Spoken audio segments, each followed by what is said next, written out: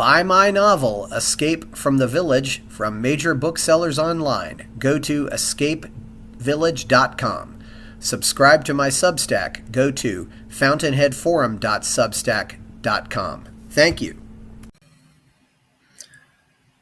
Welcome to the party, pal. This is Fountainhead Forum 166. A few months ago, I appeared on Tyler Janke's Libertarian podcast review, and this is my appearance. It is also available on his channel, and he allowed me to have it, so I'm uploading it now. And it does give me it is a few months old, so it's a little out of date, but I think you'll find it interesting. It gives my perspective of what I've learned about Javier Milei. Please enjoy.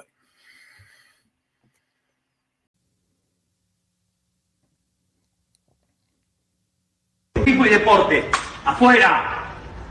Ministerio de Cultura, afuera. Ministerio de Ambiente y Desarrollo Sostenible, afuera. Ministerio de las Mujeres y Género y Diversidad, afuera. Ministerio de Obras Públicas, afuera. Aunque te resistas. Ministerio de Ciencia y Tecnología e Innovación, afuera. Ministerio de Trabajo, Empleo y Seguridad Social, afuera. Ministerio de Educación, adoctrinamiento, afuera. Ministerio de Transporte, afuera. Ministerio de Salud, afuera. Ministerio de Desarrollo Social, afuera. Se acabó el curro de la política. ¡Viva la libertad, carajo! Things are going to start happening to me now. You've done all the reading. You're a scholar, you're a professor. You've done all the reading. You've done the intellectual heavy lifting. More or less, eat shit and die. You wouldn't know a fact if it begged you all night long. Want to give the wrong impression, because I am very high. Ran up behind him with a hatchet, smash, smash, smash. Yeah, care. I'm a libertarian. What I'm getting is, Did you vote for Joe Jorgensen or Trump? Who? Joe Jorgensen. That was the perfect answer. Thank you.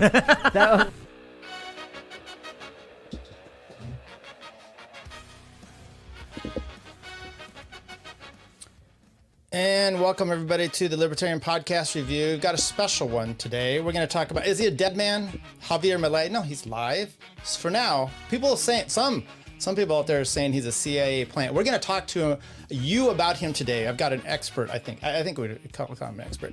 Chris Baker of the Fountainhead Podcast. But before we do that, I just want you to know, one thing you can do to help support this show is go to foxandsons.com. They have coffee, and with that coffee, you just put up their promo code REVIEW, and you get 15% off orders of 25 or more. I get all my coffee from them. You should too.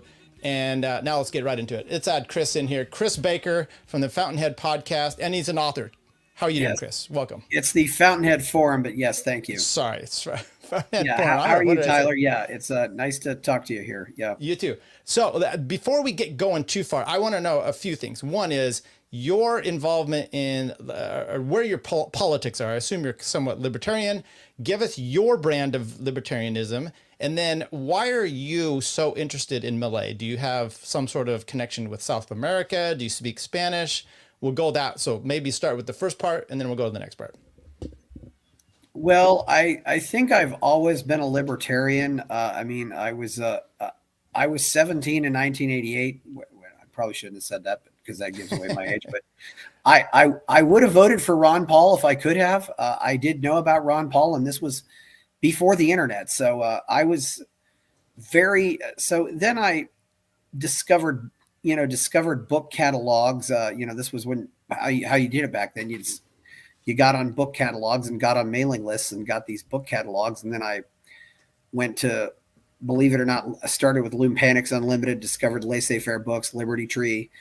And then the first time I went out and connected was a seminar at the Foundation for Economic Education. There were still a lot of really old school people there at the time. Wonderful, like Bettina B.N. Graves and Ed Opitz, wonderful people had been there since the 50s. I can even say that while I never met him, I did get a phone call from Carl Hess once.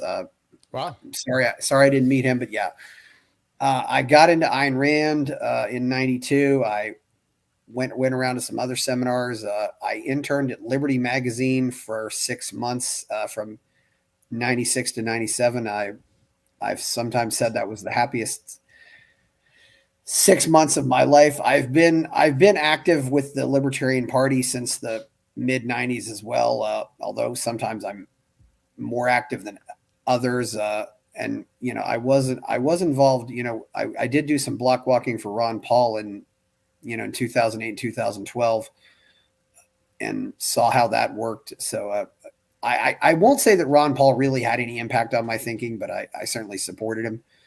And other books like The Road to Serfdom by Hayek, and so I'm here now, and I started going to the Liberty International Conference in 2019. I went to Anarcho-Pulco in 2018.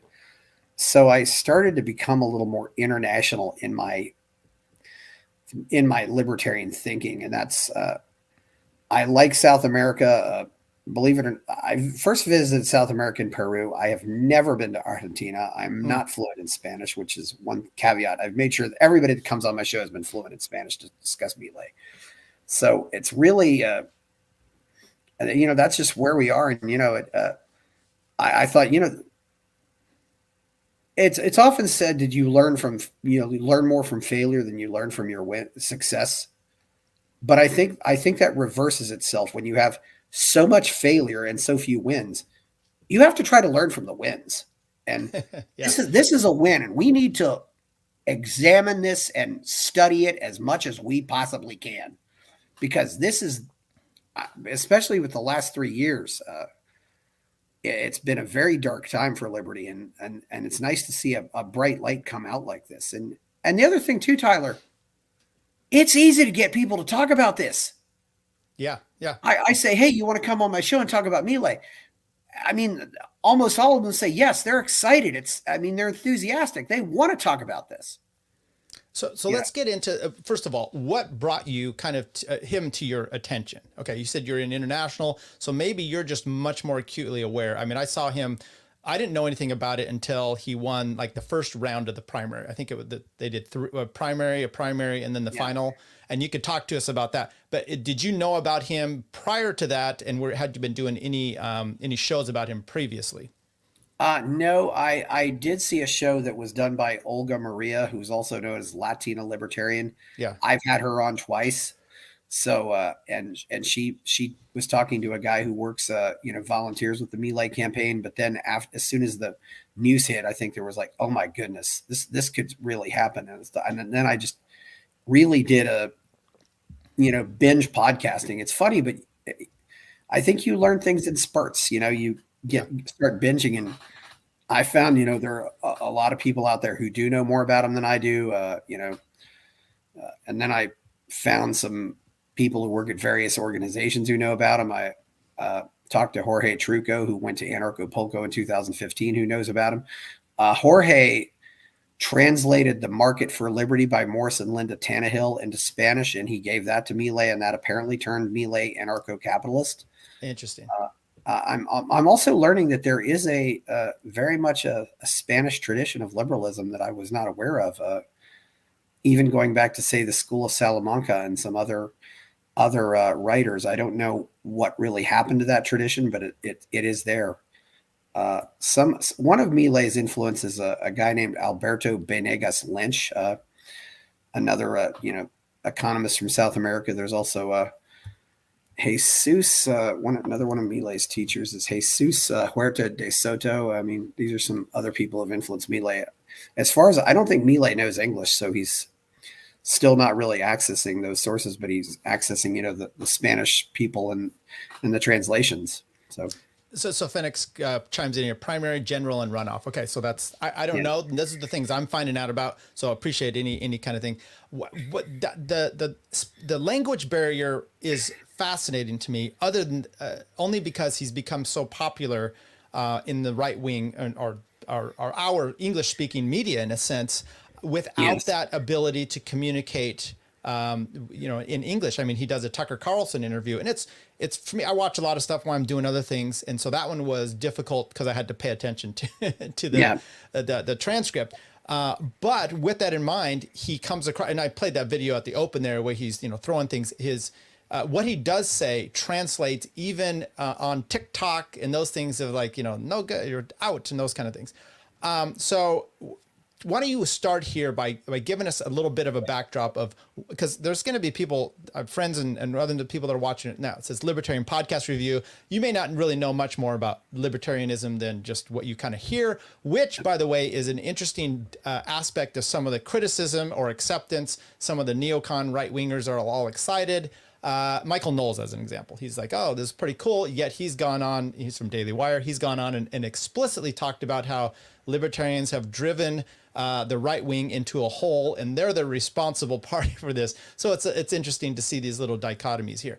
But can you explain Milei's politics as you see him? He describes himself as an ANCAP. So maybe just give a description of what, in your understanding, that means, and kind of where he is on that libertarian spectrum. Well, he has dogs named Murray and Milton for Murray Rothbard and Milton Friedman. So it seems as though he basically wants to go in and cut everything. I've been told he's mostly a non-interventionist. And he also wants to, and somebody else also said that he recommended Lysander Spooner's Vices Are Not Crimes.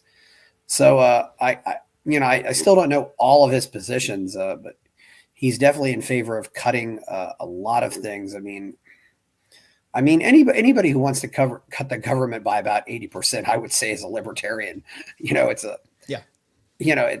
And he sees a lot of the problems there, and he's done. And I've really been trying to figure out what is he doing that other people haven't done. There was another guy, Jose Luis Espert, who ran 4 years ago, and he got like 1 or 2% of the vote. And I'm finding that. Number one, he has a cool factor about him. Yeah. He's made himself really cool to the public. So that makes it cool to go out and vote for him. So his votes with under 30 he's doing very well with voters under 30. And I think that probably also comes from the fact that he was in a rock band and also an athlete. So that's made him cool. So maybe we need to get candidates, who were in rock bands and athletes. Right. The best we were possibly having was a Dave Smith comedian podcaster, but I don't know that Dave Smith. I think Kane. Glenn Jacobs, and although he hates the LP. Mark Pellegrino, the actor, I think would be very good because he's more an objectivist. Yeah, he's actually. But so there's definitely some he's definitely got a personality that I think that works. Not knowing everything of all the nuances, and apparently he got on a talk show, and he started getting invited onto more and more talk shows, so people were seeing him more and more, and then he decided to translate that into politics. So it's I haven't watched it from day one. I've only talked to people who watched it from the beginning. And some of these people have known him for a long time. So it's very interesting. I do find it fascinating how he, you see this all the time in politics. Oh, you've got to kind of water down your thinking. Don't be so strident. You're going to push people out. And he is the most strident, about what calling the lefties all kinds of names, socialist, doesn't care. And he goes for it like that. And sometimes that makes your vision, like you said, some people can be scared of that. But for me, it's almost like, oh, he's got principles. And so maybe that's part of that thing that you could take from there. But with that in mind, I think a lot of this is to do with how bad Argentina is currently. Can you give us a state of where what the economy is? Because to me, it's like that's everything. Right now, it's just the economy is everything. We don't really care about some of your other issues. Some people may, and they try to scare. But for the most part, oh, and by the way, question on this. You talked about the young voters. Is it mandatory voting in Argentina? Is it voluntary voting? Some countries have mandatory voting. Do you know if there's anything like that? I think it is mandatory voting. Another interesting thing was the socialists lowered the voting age to 16, thinking that younger voters would be socialists, and this is blown up in their faces. That's fascinating. It's very funny. As far as the conditions, I've recently seen videos of people lining up for gas. A lot of things people are already transacting a lot in dollars, like they're buying cars with dollars, buying real estate with dollars. At one, the Argentine peso was at one point equal to the dollar, and now it's about 1,000. I think that was 20 years ago, but it's been a while. And I've even looked at at their peso versus the Mexican peso, and and it's doing just as badly against the Mexican peso. So that gives you an idea. I mean, it's even getting to a point where people are going to Bolivia and buying things from Bolivia and bringing them across. Apparently, when Tucker came to do his interview, they asked Tucker all kinds of questions because it's like, why are you bringing all this equipment in here? And Tucker and apparently, they tried to tell him, we're just bringing this stuff in here temporarily. They were going to try to, hit him with tariffs or something. It was, it's very hard to start a business. You've got to, go through all these local red tape and other things. There's also very much a divide, I think, between the area around Buenos Aires and the rest of the country. There are definitely a lot of issues there, and it's unfortunate because, go back 120 years, it was one of the richest countries in the world. What has been their political structure over the years? I know Perón was like a cry for me, Argentina, and all that stuff. But what has it been since then, or even has it been mostly socialist? Yeah, well, apparently, I forgot the guy's name, but he modeled a lot of things after the American Constitution. This was in the late 1800s, and Argentina did very well. And Perón took over in 1946. There was a worldwide depression. Perón came to power. Actually, he was in power before that. Perón was actually friends with the Nazis and the fascists and a lot of. He was president from 46 to 55, but there were other. He was very popular, and Argentina became a haven for a lot of Nazis who got out, and that was led to some. And he was a general, and that led to some implementing some socialist policies, but maybe more like the fascists, more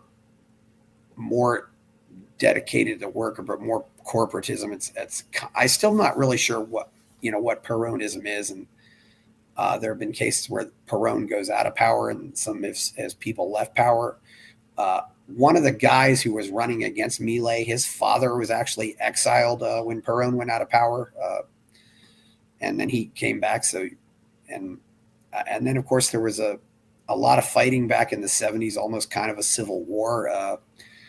Patricia Bullrich was a terrorist back in the 70s, and she was the third place person who actually endorsed Milei after the second election. So that was rather interesting.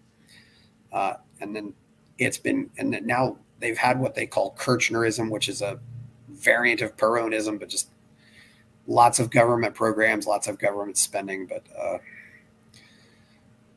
maybe not quite. But I think it's maybe more of it's communism, but adopted to, the Hispanics political structure. It's definitely a pretty corrupt system, though. I mean, Milei often talks about the caste, and there was a chant at the end of the third debate that started "La casta tiene miedo," which is the caste has fear. Yeah. So you're talking about corruption. My only real experience with some of this in South America, you go to Mexico, and things are just a little bit different. Maybe you could just give a police officer a little bit of money, and your ticket is washed away or whatever. Maybe that's a stereotype too. Is that kind of what it's like down there? Because this could be somewhat troublesome to overcome.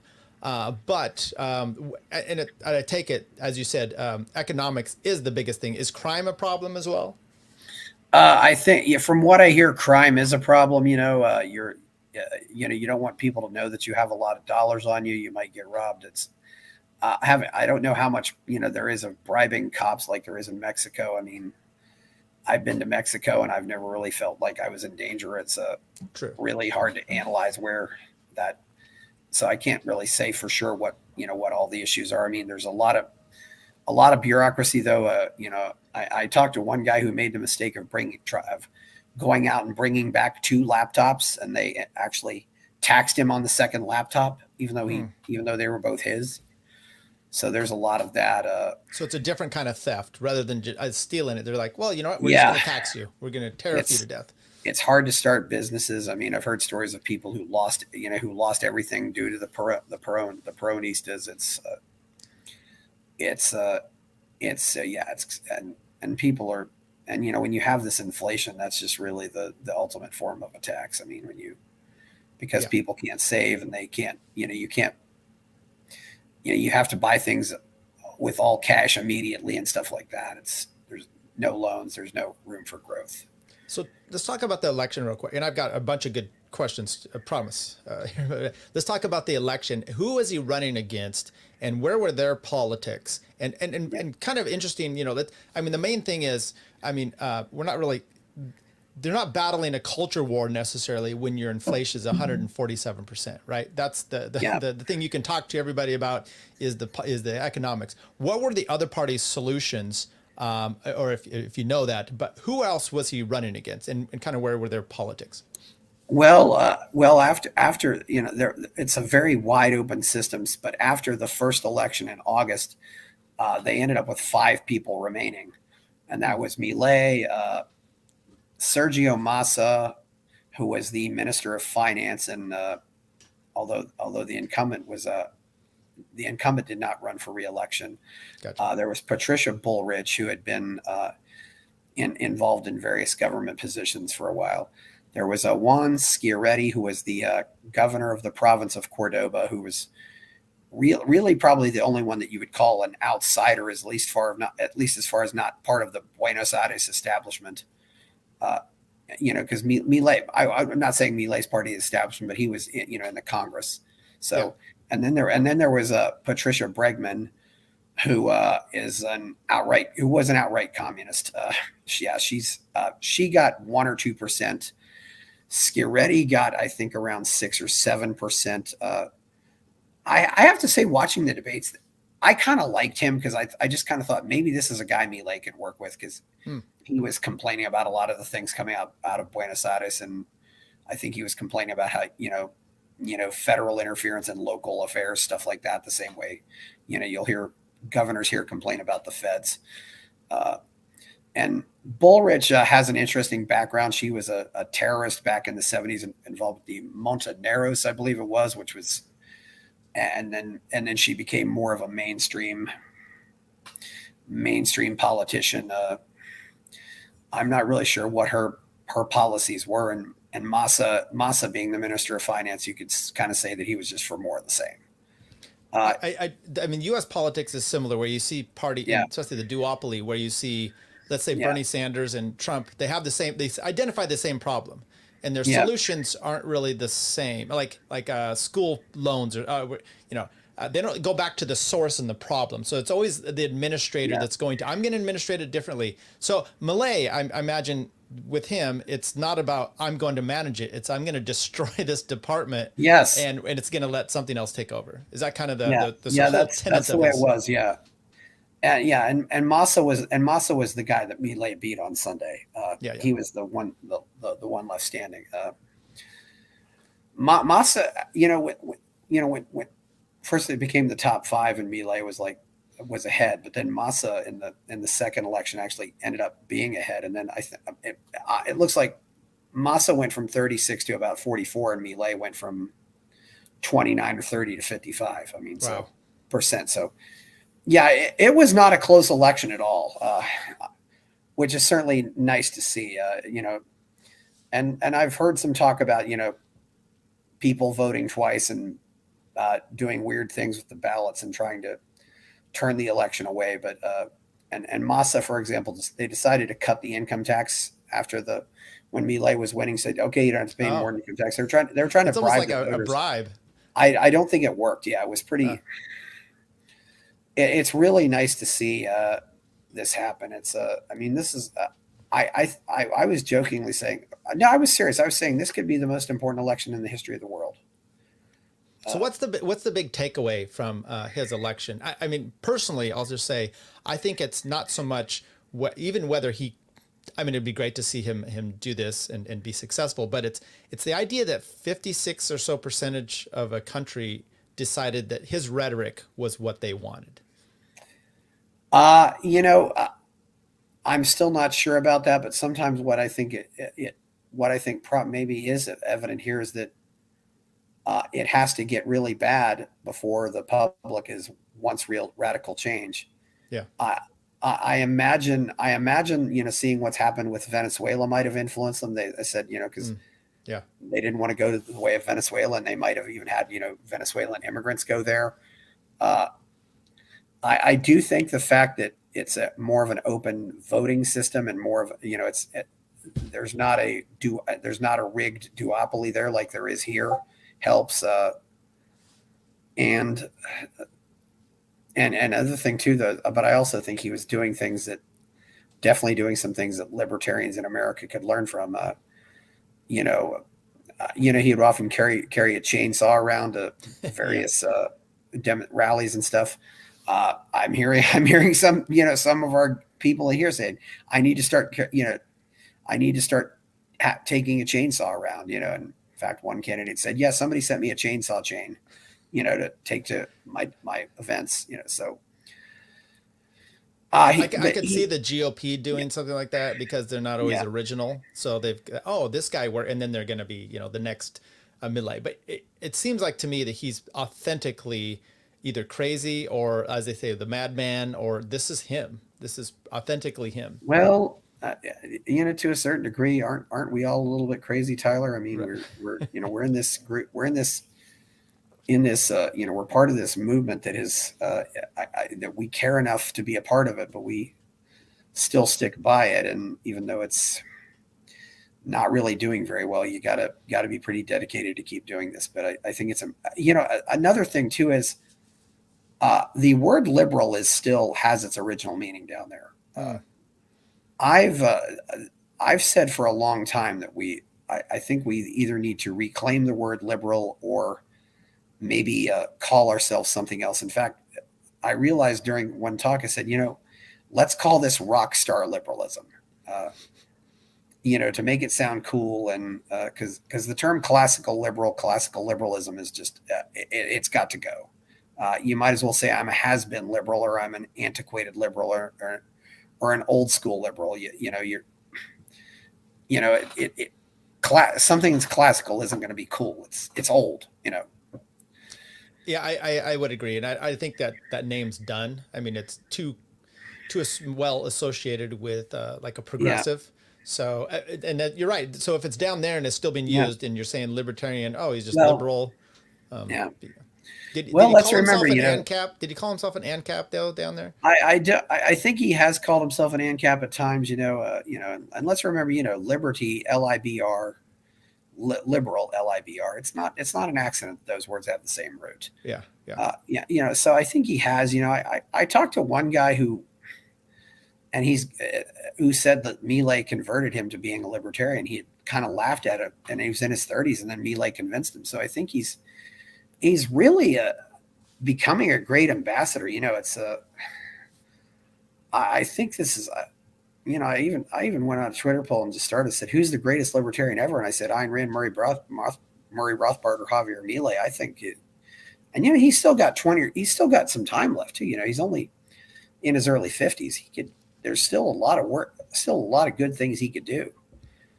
Educate educate a couple more generations of Mileis would be awesome. Yeah, it depends on how. I mean, now he's put himself out there. Like you talked about, Ayn Rand and Murray Rothbard. Those are doing philosophy, or Murray was doing economics. Murray was doing economics. Murray was doing a lot of things. Well, Murray was a machine when it came to writing. Right. He wrote lots of books, wrote lots of articles. Yeah. Right. But my point is, he didn't run for office. So this is a different type of a libertarian, which is successful, because that is not typically we have, and is in charge of a country. No matter what country it is, he is in charge of a country. But let's walk through some of his some of the questions or some of the issues that people have had. Start with the easy one. I imagine for you, it was for me. Concerns about him being part of the WF, World Economic Forum.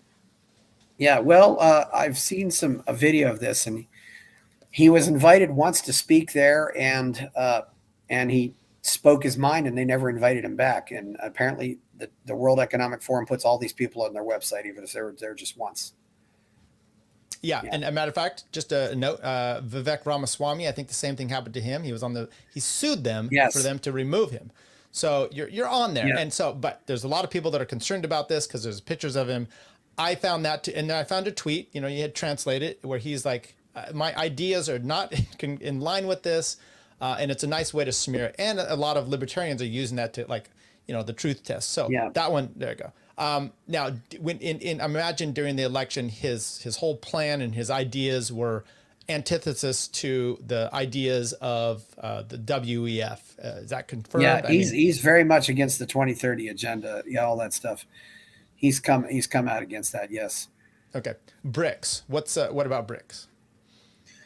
Well, BRICS. I think he probably wants to go to a free market in money, but he sees dollarization as maybe a step toward that. I mean, we often have our ideals, but we don't really have a route to get from point A to point B. And I think dollarization is a step towards stabilizing the economy. I mean, I don't think you can.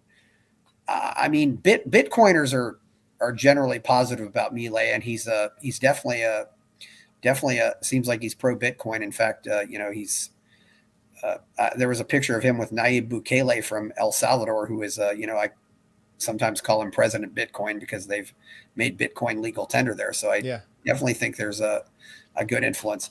He also had a list of some people who had sent him congratulations, and I thought that was very telling. People like Lasso in Ecuador, Maria Corina Machado in Venezuela, and Maria Corina is a major hero. I mean, she's not allowed to leave the country. She's putting her life on the line. American libertarians should definitely know who Maria Corina Machado is. Bukele even got positive. The president of Armenia sent him congratulations. The Pope congratulated him.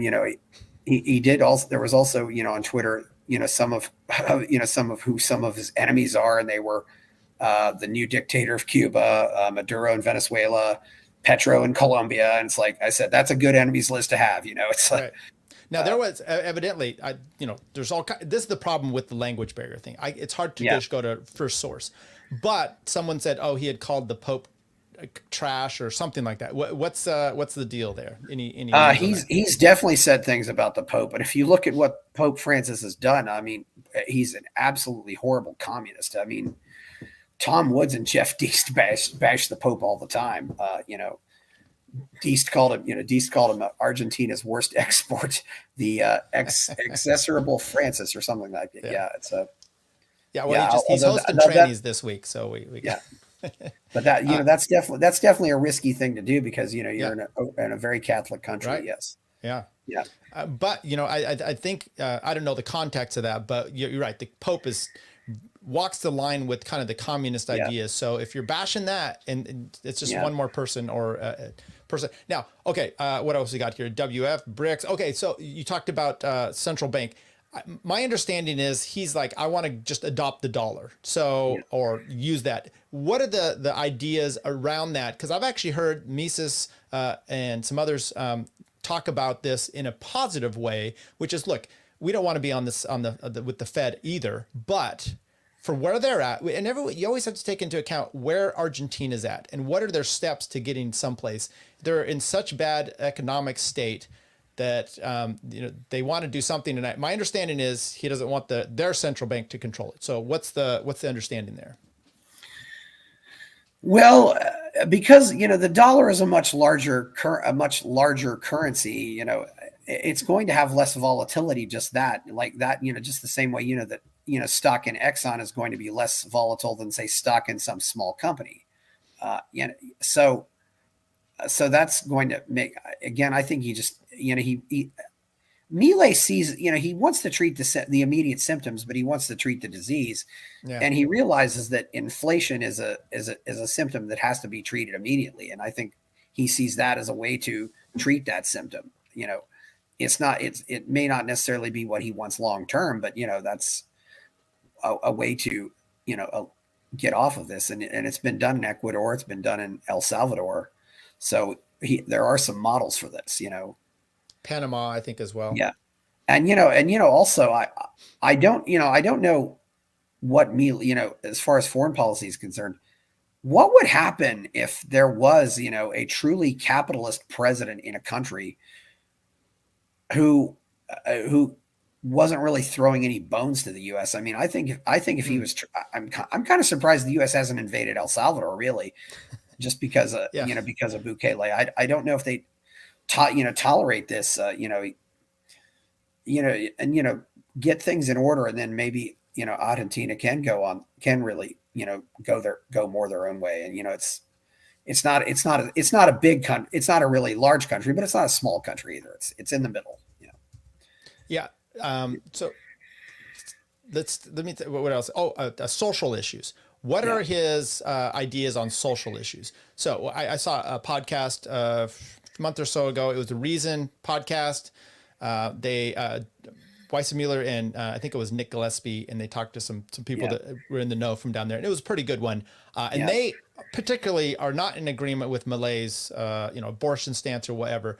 But what was interesting is a lot of the ANCAPs that I follow on Twitter, Daniel McAdams, as an example, just outright thinks this is a horrible situation for like one issue.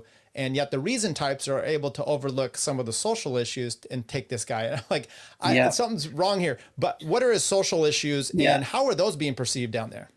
I haven't heard, he, for example, does want to allow people to sell their organ transplants. I don't know how that would work out. He's mentioned also that I do believe he's against abortion.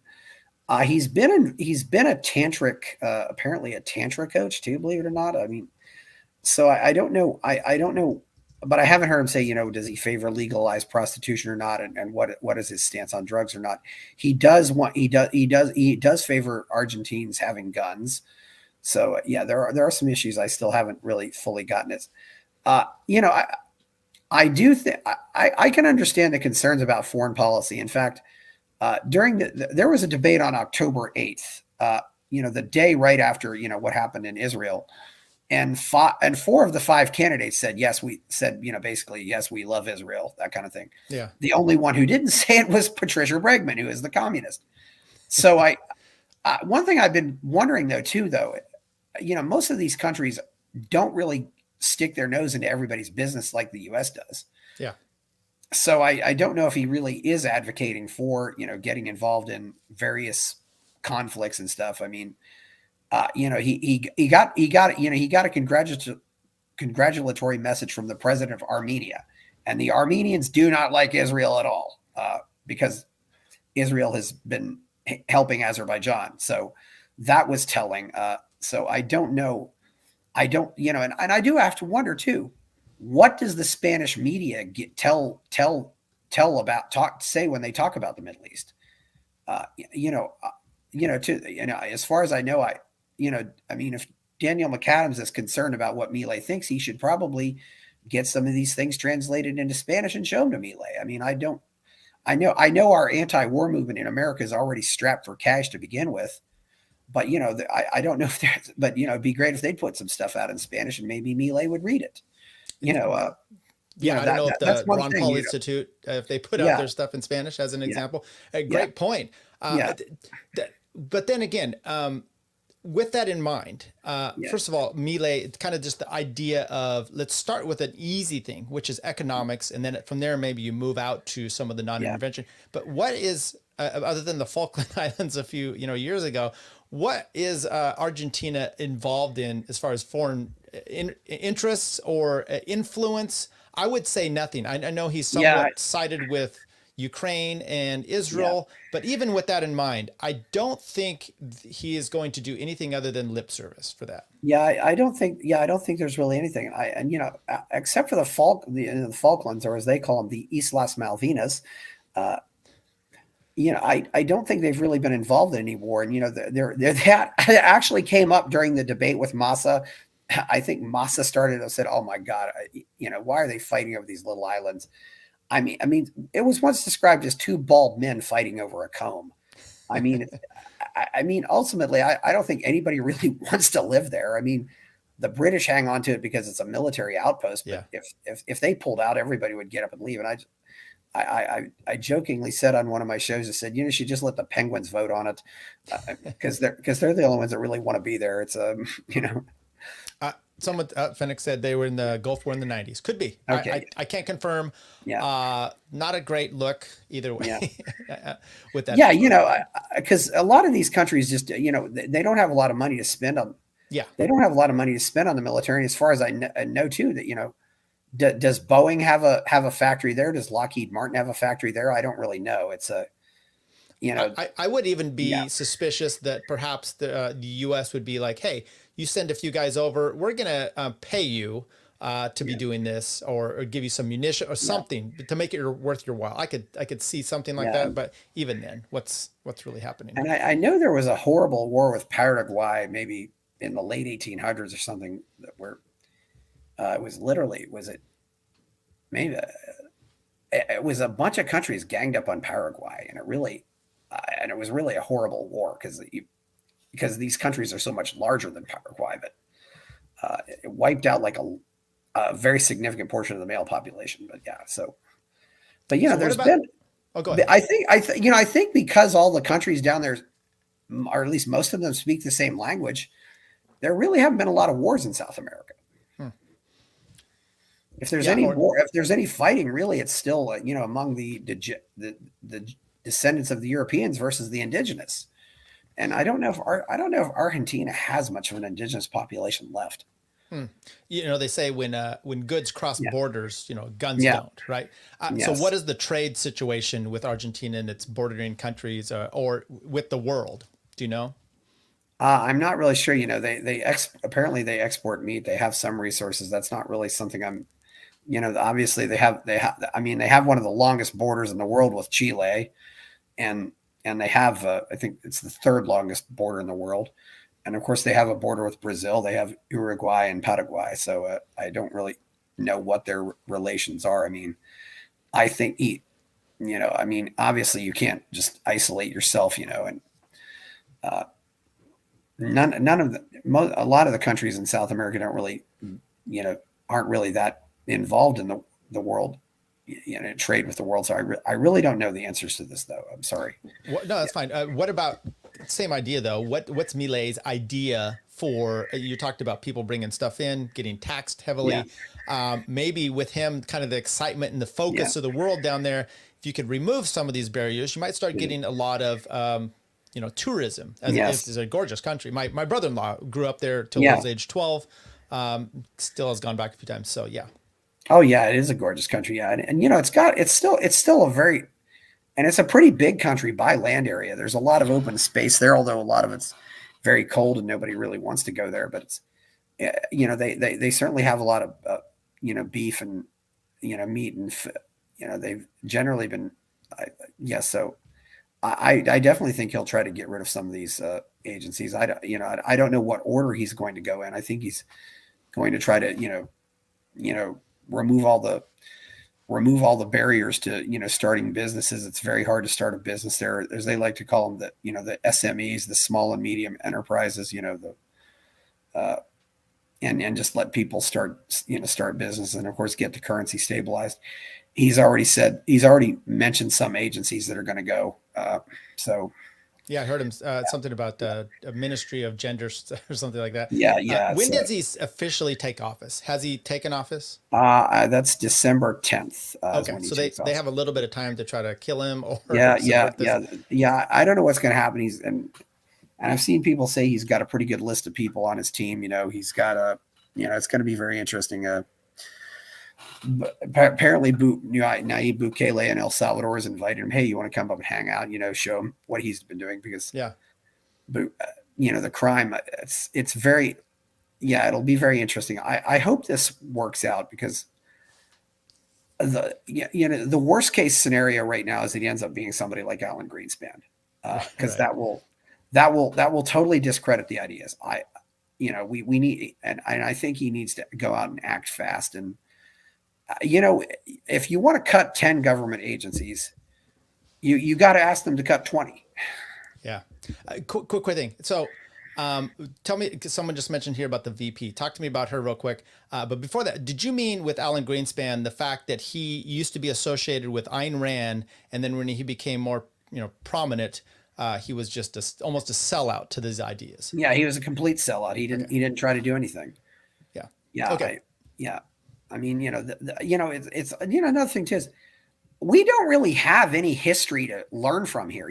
I mean, I don't know of any democratic country that has cut a bunch of programs. I mean, I think it happened to a certain extent in New Zealand in 1983 with Roger Douglas, but we can look back now see where New Zealand is. That certainly wasn't permanent. It's I hope this works out. Some people say you should maybe look to some of the Eastern Europe or the Central European people, leaders who cut back the government after the fall of communism or something like that. He's really going into uncharted territory here. He's a pioneer. Yeah, he should look to Liberland. They're I'm just kidding. I also think with what was the final tally? Was it 56? That's the last I remember seeing something that he got. 55 point something, 44 point something with various. I think. Obviously it was there. Yeah, there was. And with that amount, I think that almost might protect him in a way, because if you've got it's not like, you won on, 20%, but there was multiple candidates. So it's spread it out and you don't even have this is a majority. This is a true mandate, which means you go and kill him. You're going to have basically a civil war in this country, I would imagine. Yeah. So maybe that'll help protect him. I do worry about, if there's going to be any rioting by the opponents. Yeah, I saw a video, of Massa supporters throwing rocks at Milei supporters, which things like that. Although rock throwing is fairly benign compared to other things, but it's still not a very nice thing to do. Right.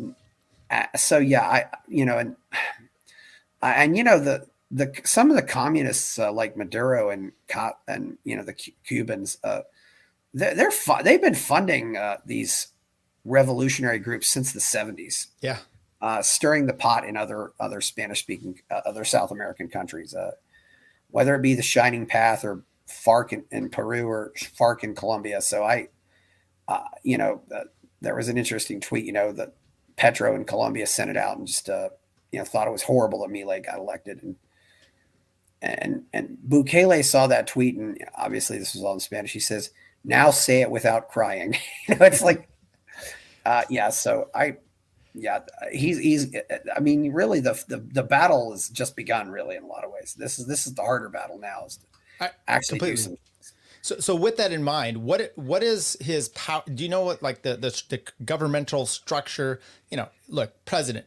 What can they do? I mean, is there anything? I mean, he's going to, hopefully he's got all these great ideas, but if you don't have some sort of coalition or Congress that's going to work with you, what can he do? And what are the restrictions he has on that? Yeah, well, I'm not really totally sure of those. I mean, some of these things are going to have to be passed through the legislature, which La Libertad Avanza does not have a majority or even close to one in the legislature. They're going to have to work with other people. I believe he's gave Patricia Bullrich some kind of job. So that's his VP Victoria Villarruel.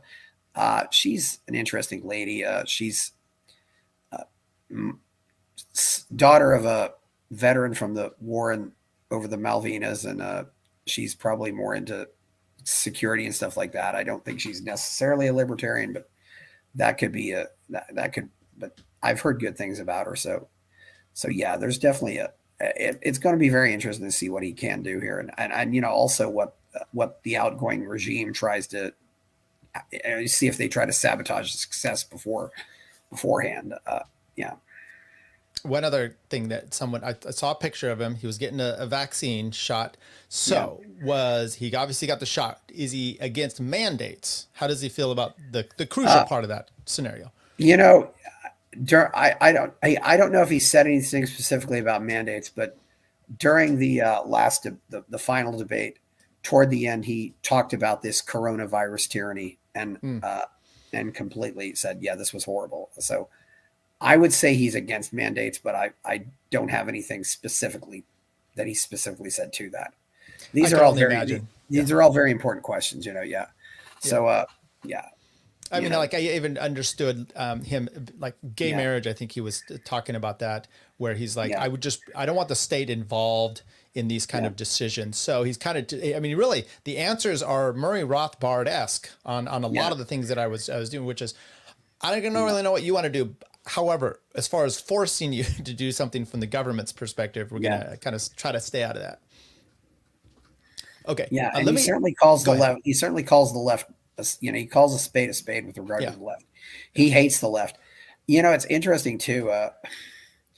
Massa was trying to, kind of, getting on Milei during the debate, said, you're being disrespectful. And but it was funny too, toward after the second debate, some people were saying, is Patricia Bregman in love with him? It was kind of, she was kind of looking at him and just like, the communist was like, it's so, and people were making memes about that. It was so funny to watch, What's your take on like the news media here in the States? You see it and it's like, oh, he's Trump-like, populist. And some of I saw an article today, actually, Nick Gillespie had tweeted it out, and it was talking about basically to the MAGA people, and they're like, he's no MAGA, and they talk about all these different things, and it's almost taken it from what I would say with the wrong perspective, which is this guy's too good. He's better than Trump at these things, and so. But what do you take about like hard right? He's Trump-like in some of these analysis. Well, the left is the left. I've known for a long time that the left is incapable of making any distinctions between the non-left. Yeah. For them, everybody who isn't the left is the same. So I'm not surprised. I don't think he can. Trump did actually post a video. Congratulations to Javier Milei. But I mean, I don't think Trump could get through a copy of economics in one lesson. So he's certainly not going to get through any Rothbard books. It's so yeah. I mean, he's very knowledgeable. This is what's interesting about Milei is he seems like a guy who would. He would go to one party and be able to hang out with the nerds, and then go to another party and be able to hang out with the cool kids and hang out with the jocks. Yeah, you don't get a person like this very often. I mean, I think this is really remarkable. And if the libertarian movement is going to be successful, we've got to get personalities like Milei. I don't know if there aren't very many of them like that. No, and by the way, that doesn't mean that it's a show. What that really means is that to bring interest to these ideas, you have to have a way of bringing interest to these ideas. And sometimes it's a flashy gentleman that can do so. And sometimes it's just as sometimes you see him wearing jeans and a black leather jacket. And there was another show too, some kind of talk show, and he can actually sing pretty well. Well, he said he was in a band. So but I've wanted to see if we could find videos of him in a band, but we haven't found him yet. I've talked to people who know him, but I've been very, it's been very fortunate. I've talked to some really great people. I mean, Axel Kaiser was talking to Ben Shapiro, and he was on Axel was on my show, but I had somebody on my show and later went and talked to Ben Shapiro. And it's very interesting too. I would say that because the conservative media in America has nothing to lose by talking to him, they can, because they wouldn't give the Libertarian Party that kind of positivity. And I agree. Yeah, we got to give him a chance. We got to hope for the best. It's a, and I think there's just you look for reasons to be. I think we all want to be optimistic, and we just grab onto a reason to be optimistic, and this is very much a reason to be optimistic. That is so true, and it's Jeff Deist had written, and that's kind of the sentiment that I took away, which was the electorate gave him this opportunity. Whether you believe he's going to be successful or not, this is a turning point that we had someone that got in an overwhelming sense. My thing is like, okay, one, it's Argentina. Why not? Let's give it a shot. Let's see what happens down there. What if he just blows this thing up in a great way? Then good. If he screws it up or he doesn't hold to his principles, it'll be easy for libertarians to say, oh, well, it wasn't really tried, right? We could always do that kind of thing like the communists do if he just kind of backs himself off. But I think it's a great opportunity, and it's going worldwide as far as his fame and everything. So for that, I think it's a wonderful thing. I wanted to play you and you can comment on that, but I wanted to play you a clip here. I had done a bit of a show on Milei, and I played a clip of McAdams. Okay, he did a Spaces. Yes. So I'm gonna just play just one little portion, and then let me know if you can't hear it. Yeah, I've probably heard listed this. as a speaker. Yeah, I'm here. Hey, Daniel. Sorry, I didn't unmute myself. Thanks for I think inviting our me on. I'll keep wives, it our wives need that mute button. Oh shit, Jeff. My Sorry. brain needs It's like it. meta here. I'm going to keep it short because you do have a lot of speakers. And I just want to preface it by saying it's not my place to decide what's good for Argentina, as you point out. We know very little about it. Even, and I'm sure Danielle knows quite a bit more than I do, but even those of us who travel there know less about it. I know very little about it. So it's not my position to say whether he will be good for the country or not. In fact, I have absolutely no idea, which is why my position has always been to stay away from telling other countries who's good and who's bad for them.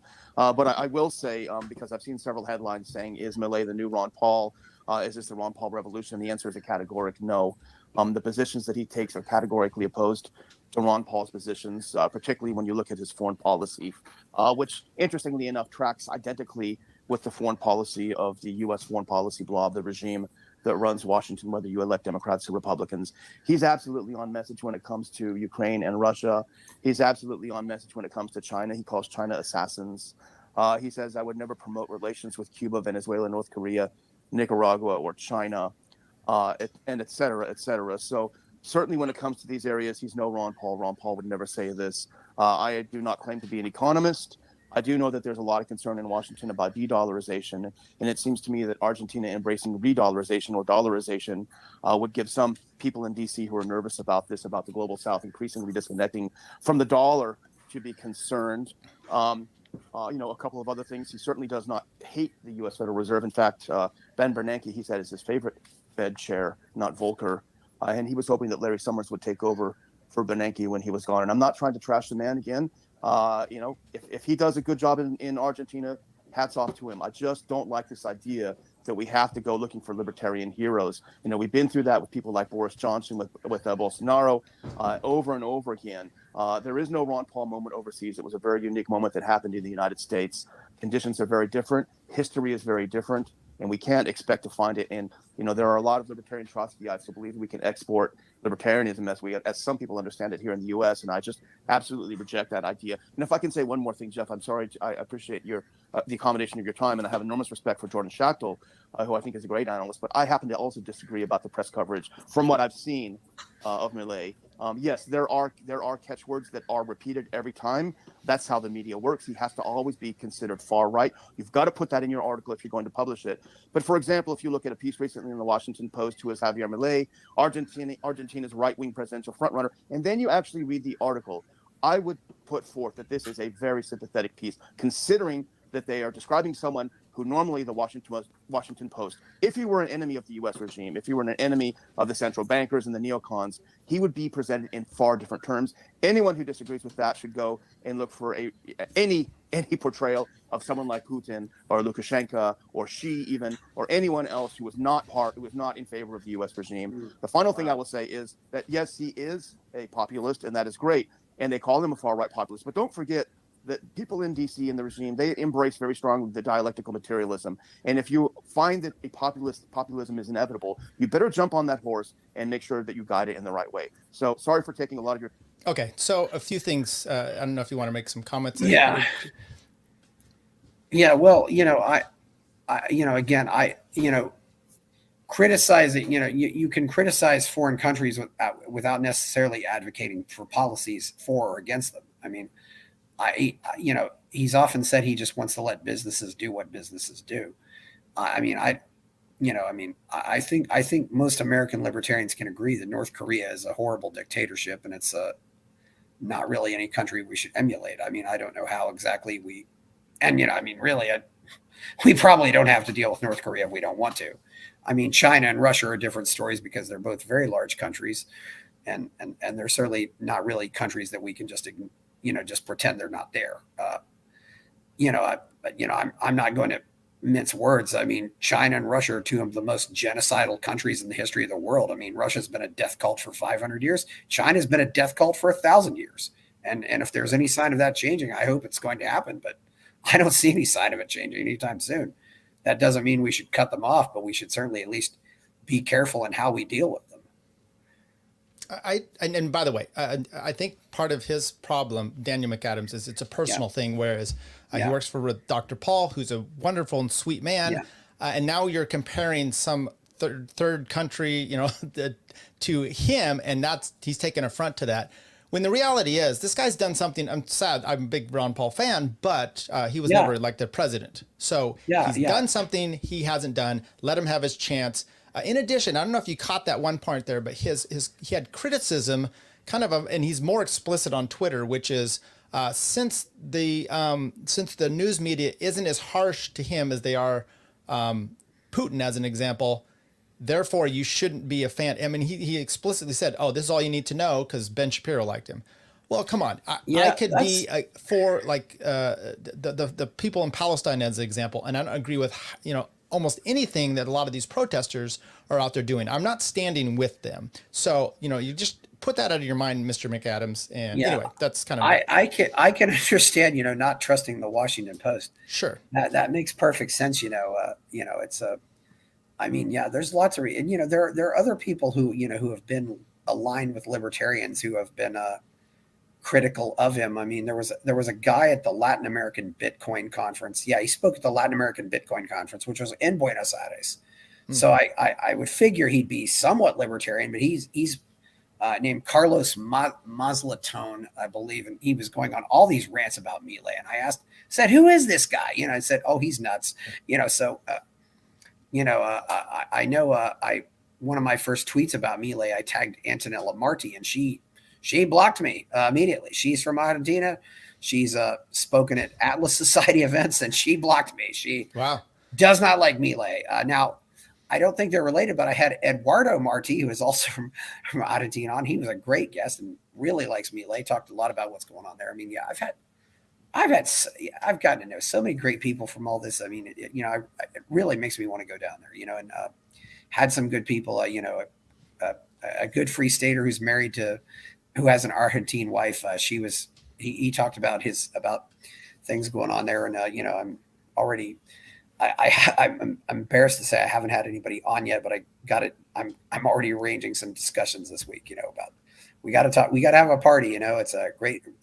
Let's have a victory party and talk about Milei online. So, So that I would like to talk to some of these people about their concerns, because they do have concerns. But when the Washington Post is positive about somebody, I'd be kind of skeptical too. Maybe he's just that. Maybe he's just that good at fooling them. I mean, if libertarians are going to have to, have useful idiots to be successful, and if we can turn some of the bad guys into our useful idiots, let's do it. By the way, I couldn't agree more. I've written this on Substack. I've been on podcasts saying the exact same thing, which is there is at some point, like RFK Jr. as an example, why don't we use him rather than him always using us? The libertarians get used. You bring someone like this in there, and then you're excited because it's a big. Use him. Let's do the same here. And by the way, it's fine to be excited about Milei. It's in Argentina. It's not going to necessarily affect you at all. We're not down there, but it's a wonderful thing that I think is happening. And be skeptical by all means, but don't just necessarily trash him. That's my take. And as I said, I don't know what Milei has access to. He can't. I suppose he. One thing too is if he learned English, I mean. What kind of speaking fees would he be able to charge? I mean, I think Ron Paul charges $30,000. I mean, Milei could certainly charge. I mean, after 8 years as president, he could. I mean, every libertarian conference is going to want to invite him. All over the world. Well, not even just libertarian. I mean, this is the interesting part: is he's captivating kind of the right wing. And by the way, I would say about the news media saying stuff. I mean, when you're running a guy that against a socialist, and he happens to be a libertarian, even the Washington Post, Washington Times, they should be able to see that this is the better person than because it's America, right? Even though social, I would imagine. So maybe that's part of that whole thing. Okay. So, any last comments on Mr. Milei and your excitement about it? Well, I've done 130. I have 130 shows uploaded. I have 23 shows about Milei. I started my first show was with 80, so I've done a lot lately, and I've been keeping what I call my 50 show rule. I don't invite anybody back for 50 shows. So I just passed that. So I already talked to the person who came up for 80 and she's going to come on, but I don't want to jinx anything, but I've had a lot, I really think that when I was at Liberty Magazine, our publisher did not want to take sides with any of the factions. He wanted to try to make Liberty Magazine a magazine that all libertarians would read. And I hope that I have a show that as many libertarians as possible are going to listen to. I've sent out, I've had 5 of the 6 presidential candidates of the major presidential candidates for the LP. They're all invited. Who have you had? Give me the list. I've had Chase, I've had Termott, I've had Lars, I've had Rechtenwald, and I've had I've not had Joshua Smith, but I've had Chase, Lars, Rechtenwald, Termott. Who's the other one? Oh, Hornberger. Yeah, I've had all them. I've had some old people. I've had some young people. My show is of all the American libertarians too. I probably have the most international show. Every once in a while I just talk to some. I've had a guy from the Ayn Rand Center, Armenia. I've had a guy from the their neighbor, Georgia as we call it. By the way, the Ayn Rand Center, Armenia. That guy's put up photos of his events. One of them had 16 females and 8 males. I don't know what they're doing in Armenia, but we need to copy them. So I put out a tweet with Milei with his girlfriend, and she's hot, and I'm like, this is another reason why he's not a real libertarian. She's some kind of celebrity too. Yeah, she's like she's probably I think she's Fatima Flores. Yeah, she's definitely she's probably influenced his look. I mean, he's got some because you have a good woman can help you a lot with PR. I've had I've had people from Poland on. I've been trying to get a good Russian libertarian on, but none of them want to talk, which I fully understand. I definitely have an interest in Latin America, and I've had quite a few people from South America on. So it's even though I am in America, but it's a worldwide movement, but gives me a lot of nuance as to how things are moving. I like to talk history. I mean, I like to talk a lot of things. I mean, I've been very, very fortunate. It's been a wonder. And podcasting I've learned a lot about myself from podcasting. It's really been, and there's so many people out there fighting the good fights. I mean, all the drama and all the stupid shit really just doesn't matter. It doesn't.